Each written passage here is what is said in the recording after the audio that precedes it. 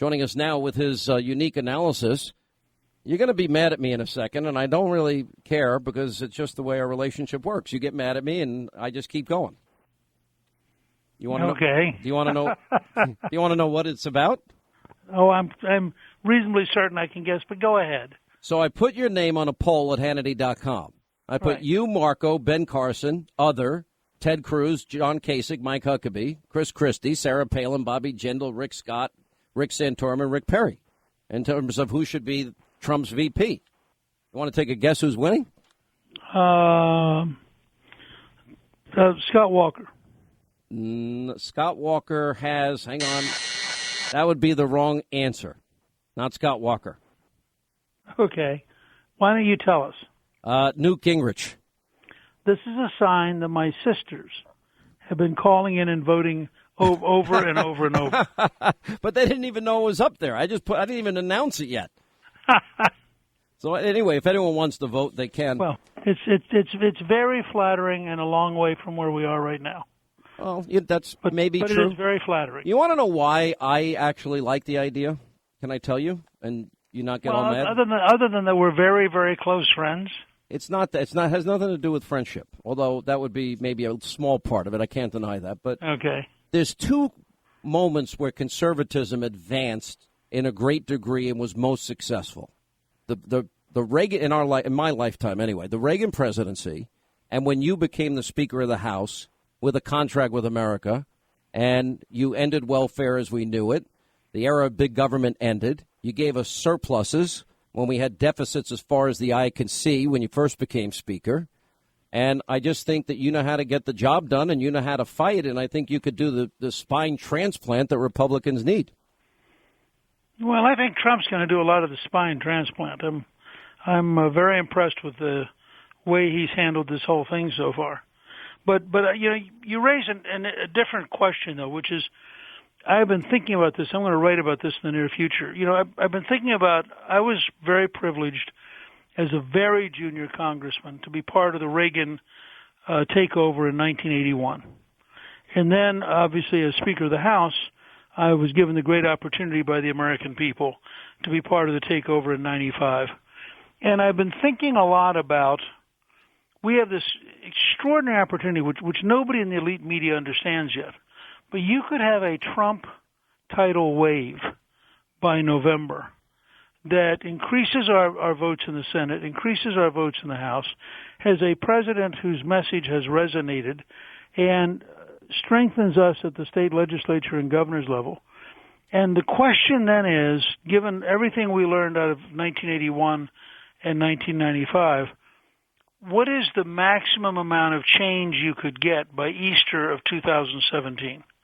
And how would you go about doing it? Because when I look back, Reagan accomplished a lot, the House Republicans accomplished a lot, but we never really quite broke through. I mean, the bureaucracies and the unions and the lobbyists all managed to slow everything down to a point where we didn't quite get the scale of change we should have in those two moments. And so I began to really think a lot about if we could win a great decisive victory in November, how do we maximize our impact so that by Easter we really have put America on the road to being great again, and we really have put America on a road to creating jobs and helping the poor and really creating a new era of optimism and opportunity and positive thinking. You know, I've asked you if the statistics I give out are too insurmountable, the debt, the deficits, the number of people out of the labor force, in poverty, on food stamps, and you always say no, and it's the numbers to me are so overwhelming. Sometimes I vacillate back and forth. Can this really happen? Can it really be fixed? I don't really know the answer. I think it can. Well, look, of course it can. When we came in 94, everybody thought you were going to get deficits forever. It took us 4 years to turn it around with John Kasich's leadership at the Budget Committee. By 1999, Jack Lew, who is now the Secretary of the Treasury, was then Clinton's Director of the Office of Management and Budget. And Lew, in August of 99, holds a press conference and says, at the rate we are currently going, we will pay off the national debt by 2009. Oh, now, that's a fact. That's not a theory. Right. We know how to do this. With a leader like Trump, we can actually get it done. If you take the amount he saved on the women's skating rink, which he got done in literally such a short period of time, and for so little money, that if you took that exact same formula and applied it to, for example, building a high-speed train from Washington to Boston, not under federal bureaucracy programs, but under entrepreneurial programs, you can afford to do things that are unimaginable with the federal bureaucracy because they make everything 5 times more expensive than they should be. I talked a lot about how did we get here. I think a big factor in Trump's success has been the failure of Republicans in D.C. All these exit polls and all the states and territories all say the same thing. Republicans feel betrayed by D.C. Republicans. Do you think that's a big, and Obama's failure obviously is a part of it, but they didn't stop the Obama agenda. Do you see it the same way? Yeah, look, there's no question that you don't get an insurgent like Trump unless you have people really angry, and you don't have people really angry if they think their leadership is effective. So what you've had building starting in 2010 is a steady increase year after year of this sense that Washington is totally out of control. I'm working on a project to take back Washington and looking at what would it really take, not just to win the presidency or to win the House or Senate, because we're all sick and tired of being promised things and having them not happen.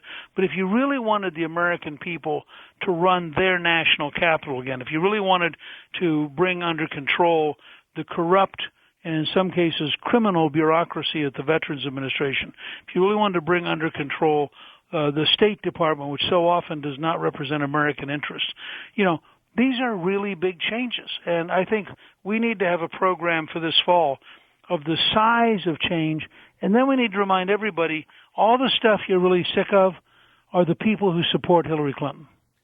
There's an idea that I'm stealing right out of your playbook that I think would be wise for Trump to use and Paul Ryan to use and every Senate candidate and every House member to use. And that is because the trust level is so low. If Republicans want to accomplish these things, they got to get reelected. You got to have a Republican House, Senate, and a Republican president. But why not put those ideas down on paper? In other words, promise to build the wall, promise to reform immigration, that if the director of national intelligence says ISIS will infiltrate the refugee population, you don't let them in until it's safe. Repeal and replace Obamacare with health savings accounts, that you'll negotiate better trade deals, pursue a policy of energy independence within 4 years, work towards a balanced budget, how you're going to deal with ISIS, how you'll rebuild the military, how you'll make a commitment to veterans, undo the Iranian deal. Why not put it down, support the Second Amendment?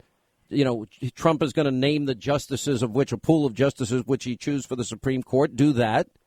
Why not do this ahead of time and then check off the list? You did it. It worked. Why not do it again? I think I would do it in 2 phases. I would do it first, taking the kind of list you're describing. I would build it into a platform that is really dynamic and really exciting and really forward-looking and pass it in Cleveland. And then I would take the 10 biggest ideas, the ones that move the most votes, the ones that build the most momentum, and I would turn those 10 into a contract, and sometime in late September, I would bring the entire federal party together, House, Senate, President, and say, look, this is what our first 100 days is going to be like. And I think that would galvanize the country. And if you do it right, you draw a stunning contrast with Hillary. I mean, there's an article out today about the Federal Employees Union browbeating the Senate into eliminating all of the key reforms in the new Veterans Administration bill because the government bureaucratic union is dedicated to protecting criminals and people who are failing to do their job and people who are failing to serve veterans, and they're clearly putting bad bureaucrats above saving the lives of veterans. Now, that ought to be an example where you ought to be able to draw a sharp line in the sand and say, look, Republicans believe veterans are more important than bad bureaucrats. And we think you ought to replace the bad bureaucrats to make sure that the veterans are getting served. Let Hillary side with the government employee union on behalf, literally, in the case of Puerto Rico, on behalf of criminals who are being employed by the Veterans Administration. What do you make? How do you unite the party? You said to me in a previous interview some weeks ago that it's up to the nominee to do that. How would you recommend Trump reach out to people that, frankly, he was extraordinarily tough with during the campaign? Well, I hope, if not today, in the next day or two, he's going to call and talk to Ted Cruz and have a very positive conversation. And if John Kasich drops out, as everyone expects him to this afternoon, I hope he'll call John. I mean, I think you start with human, personal touches. There are one or two guys who keep attacking him, and you probably should wait for a while on them. But I would just get the list and call all of them. I mean, including Jeb Bush and, you name it. I mean, there comes a moment when you got to say, this has been a really tough fight, but now we got to put the country first, and I need your help to put the country first. And do you like the idea of a team of rivals tapping into the I think it was the strongest Republican field of candidates I've seen in my lifetime? I think absolutely there are.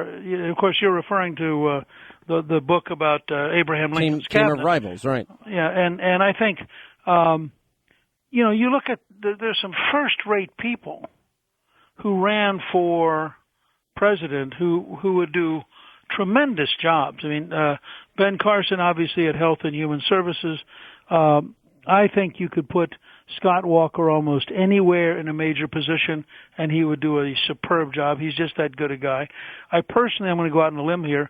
I personally think that Ted Cruz would be an extraordinary Supreme Court justice and would actually be the right guy to replace Antonin Scalia because he has. By the way, I said the same thing. I think that would be the single greatest impact beyond the presidency for generations that Senator Cruz can have. I agree with you. Senator Cruz is so young that his potential to serve for 40 or more years, and then the power of his intellect is so great, and he's such a good constitutional scholar, that I think he would be just an extraordinary example of what we're talking about. And you start down this kind of a list and you look at these guys. Frankly, I'm not sure that they could get him to take it. Yeah. But the fact is that Jeb Bush would be a very good Secretary of State. He's a very sophisticated guy. He would be accepted almost everywhere in the world. And he's a very patient person. And that's a key. One of the keys to being Secretary of State is going into rooms with people you don't like and being pleasant while they're miserable. I gotta run here, but would you consider a position yourself? I think no citizen can say in advance that they would refuse to serve the President of the United States, and that's just a straight matter of patriotism.